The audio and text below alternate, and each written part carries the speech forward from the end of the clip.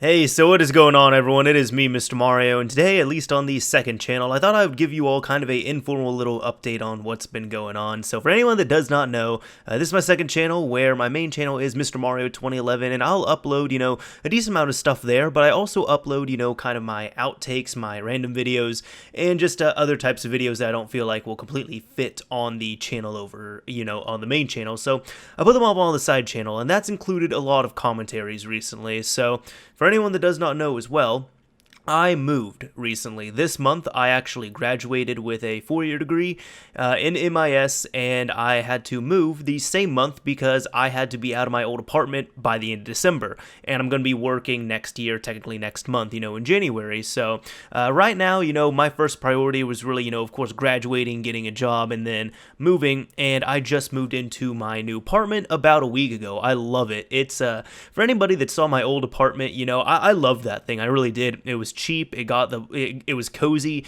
It was warm. It definitely got the job done for several years, and I wouldn't have really minded living there. But the problem is, these are all first world problems. Just trust me on it. I'm very grateful for everything, but the problem was I'm a person where I don't stay somewhere and live with parents. No, because a lot of people, they still live with their parents, but then they go elsewhere for college. No, I actually was living where I was, and I would visit my parents. My parents did not have my stuff. I had my own stuff. So most of my worldly possessions were in my possession. And I have a good amount of stuff, almost to the point where it was too much for that apartment, so I was kind of finding nooks and crannies to hide everything in. So now I have much more space. I have a little over 900 square feet. I now have a 2-bedroom, 1-bathroom apartment. I have a damn hallway, you all. I have a hallway. I didn't have that before. I'm so happy about that. And there are separations. There's a little area for a dining area. There's an actual kitchen, like a full-size kitchen, or to me, full-size. I had a little half kitchen where I wasn't. Everything was halved. It was horrible.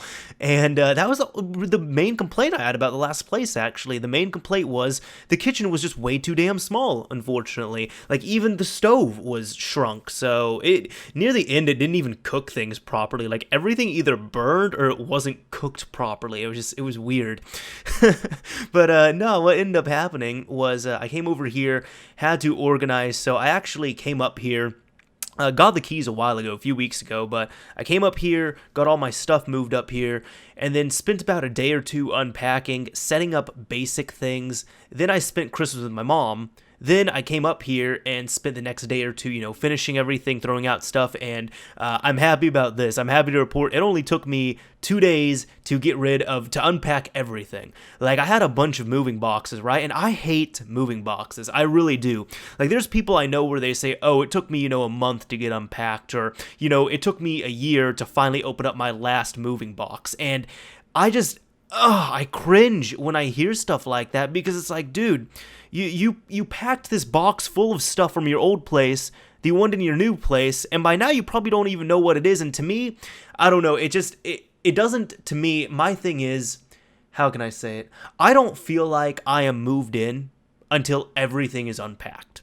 But if there's for example, a box of video games, and I know what video games are in there, No, I can't even use that example, because even then, I unpacked every single box of video games that I had packed, and I'm going to be working on storage for them, but right now, I just kind of lined them all up on the walls, because I did not want any moving boxes. Now, granted, I do have a few boxes. Right now, I have 2 or 3 boxes full of cables, because I don't have that much storage, but granted, pretty much I unboxed everything. My apartment was a mess for almost a week, and then I had to organize it as best I can. So I'm not going to be doing an apartment tour for a while, and the reason why is because right now, I'm kind of in this conundrum where at first when I was in college, I had a nice apartment for what it was. It was old, but I really enjoyed it, and I had a lot of stuff as well too. Granted, I feel like I had nice things. I had my computer, had my game system, had my entertainment set up and everything like that. But my furniture wasn't the best, but nobody really cared about the furniture, and I didn't care about it that much because it was furniture that I said, yes, whenever I have friends come over and they get drunk or they step on things or they can jump on this furniture, and if it breaks or gets stained, I really don't care about it. I plan to replace almost all of my furniture after I leave. So I had some main moves, First off, I moved out of my parents' house, went to my apartment, and that was my college move where I said, okay, this will be my place for my college years, and anything anything that I wanted to get replaced, for example, like my bed, I actually did replace the bed this year because that old bed was junk, man. I was sleeping on such a bad bed for a while. I didn't even realize how bad it was, but it was things like, for example, my bed, my desk that I'm using my computer on right now, more storage, my couch, tables, end tables, things like that. Those things I had, and some of them were in poor condition, some of them didn't match, and that was fine, because as a college student, that doesn't really matter too much, and I already knew, like, I moved into my old apartment knowing that I was going to move out within 3 years, so that was the thing for me, but now, especially since I'm going to have better money coming in and everything, I want to actually upgrade stuff, so I'm probably not going to show the apartment for a while, and I'm okay with that. Not that I'm going to keep it hidden. You guys are going to get, sneak peeks at it here and there, and that's fine. But it's more, I don't want to do an apartment tour until I have my stuff redone. Like right now, for example, my bed in my bedroom used to take up most of my bedroom. Now I have all this space, like all this empty space that I'm not doing anything with in my bedroom, and it's really weird. It's awesome that I have all this space, but it's just weird because it's like, as I said, I went from, let's say, a bedroom where my bed took up 3/4 of the room to this where my bed is taking up maybe 1/4 of the entire room. So it's crazy, just the big jumps in space and everything. But no, what ended up happening aside from that is I'm planning to redo a bunch of things as well too. So as I said, one of my graduation presents, actually, my dad actually offered, he said, okay, we can get you either a bedroom or a living room. And he means furniture by that. So I said, you know what, I really like, entertainment and all that, so I'm going to get a new living room. So I'm going to work on, getting a new entertainment center set up for my TV, my game systems, everything.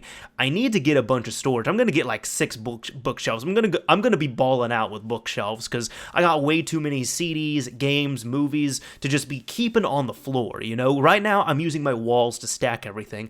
I need some more organization with that, and I need some matching stuff too. And then I might get some stuff for my room as well. I don't know what I'm going to do there, but I need some input on that.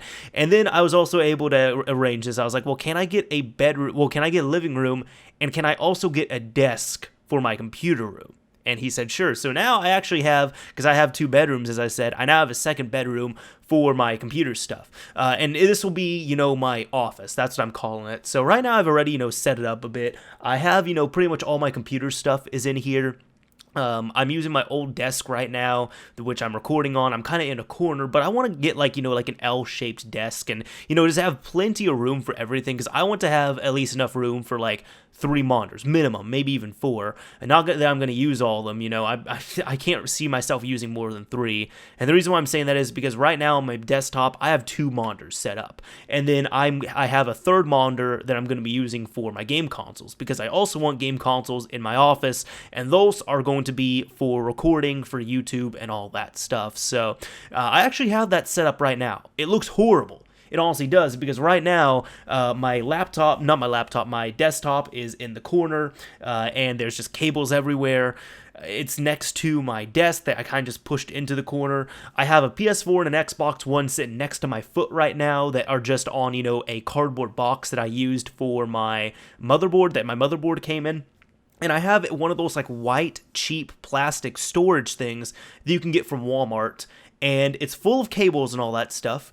And I have a monitor on top of that, my 3rd monitor, that I'm using for my game systems and everything. So it's actually, it's very functional right now, which is what I'm happy with. So, I have my desktop right here where I have a USB to Ethernet adapter, and I'm able to wire in to, because right now I have a huge Ethernet cable running from my living room where my router is and all that stuff to my bedroom here, well, my office. And so I'm able to wire in my desktop directly, but I'm also able to wire into the desktop for my game consoles, and my game consoles are hooked up to this monitor that's also going through the Elgato that I have, so I'm able to record all my footage and stream and do all that stuff really easily, and it's great. It's been very functional. It's worked out, although the only thing is I've also used, for anyone that doesn't know, I made a tutorial on this, like showing how to use a VPN on a game system. but I was working on that on my game systems as well. So because of my router right now, I can't run a VPN on the router. It sucks. It does, but it doesn't. I want VPN capability. It doesn't have it. I can't reflash the firmware, but the router's also really, really nice too, and it was supplied to me. So there's also that. It's kind of a dual-edged sword. But no, with the VPN thing, so what I've been doing is I've been using out my living room.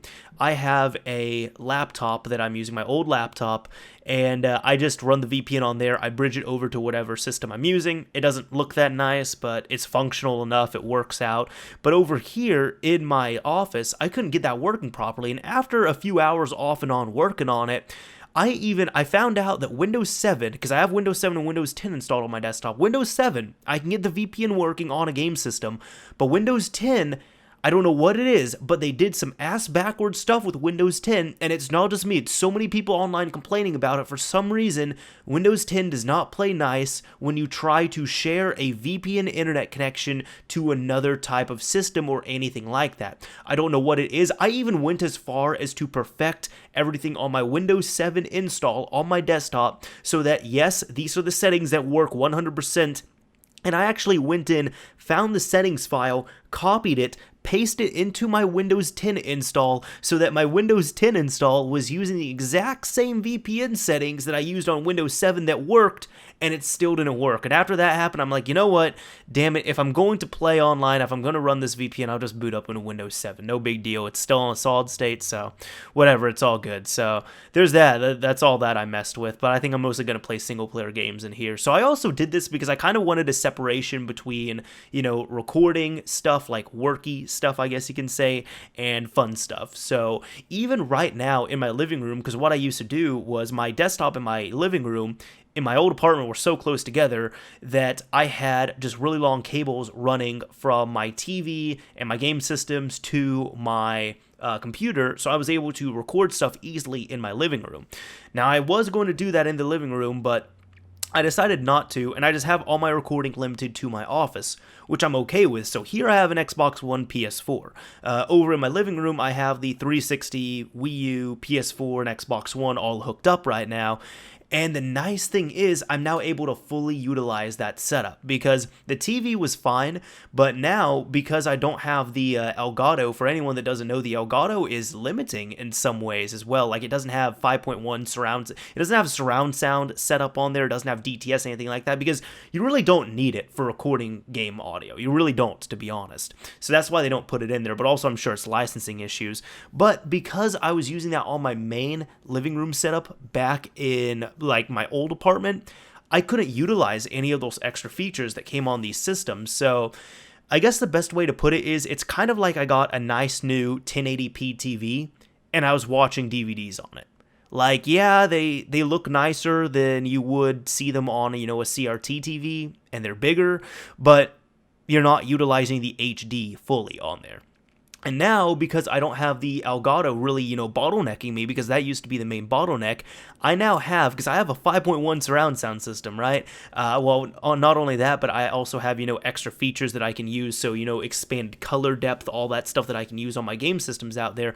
But even when it comes to audio, which is the main thing, I can now use, Dolby, DTS, true 5.1 surround sound uncompressed on the PS4, the Xbox One, and any of these other systems. Because before, it was pretty much, I had stereo uncompressed audio going through a 5.1 system, which is, it worked and it sounded nice, but it was just really nice sounding stereo.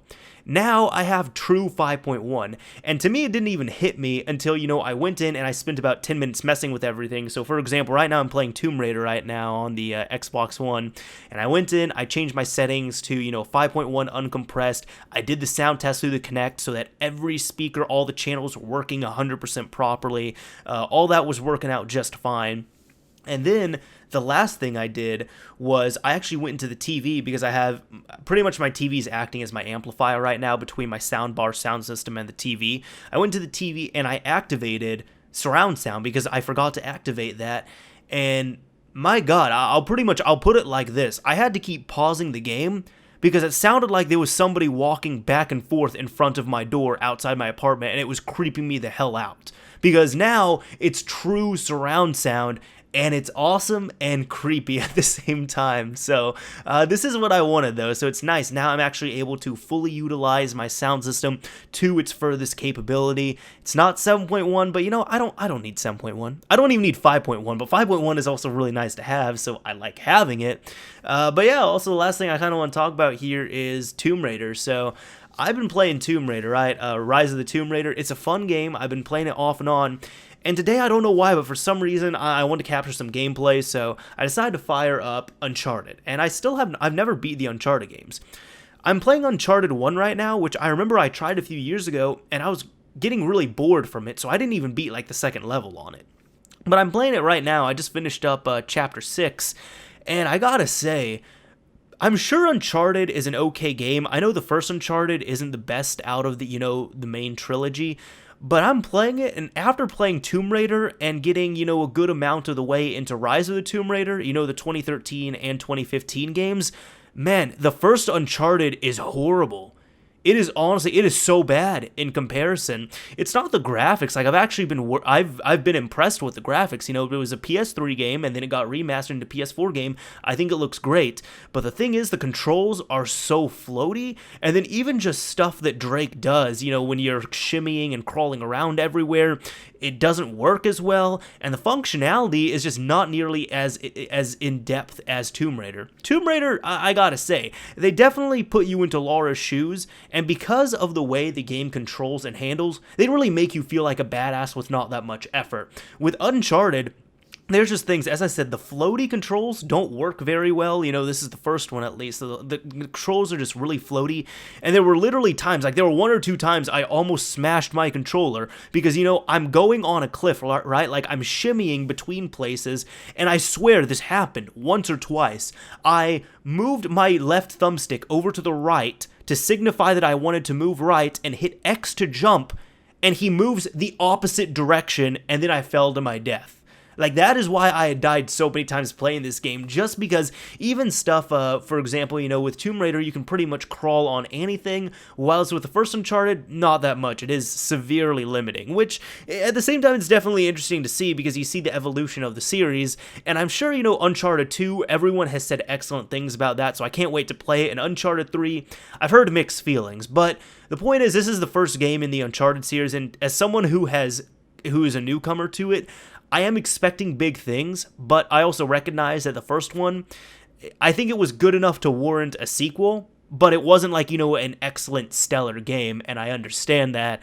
But I gotta say this, man, I'm spoiled by Tomb Raider. After, you know, playing that first one twice, and then, you know, going and playing, you know, Rise of Tomb Raider right now, and then going all the way back to Uncharted 1, man, Uncharted 1 is, honestly, it's a piece of shit compared to Tomb Raider and Rise of the Tomb Raider. If you play those games and then you hop off and play the first Uncharted, man, there's no comparison at all. So I'm really hoping, right now I'm just trudging through the game because it is fun and it's interesting, but I really want to play, you know, to gear it for Uncharted 2. And then Uncharted 3, and, you know, hopefully I'm going to pick up Uncharted 4. We'll see. But anyways, this is Mr. Mario signing off. Thank you all for watching, everyone. Just thank you for sticking through this long, rambly commentary.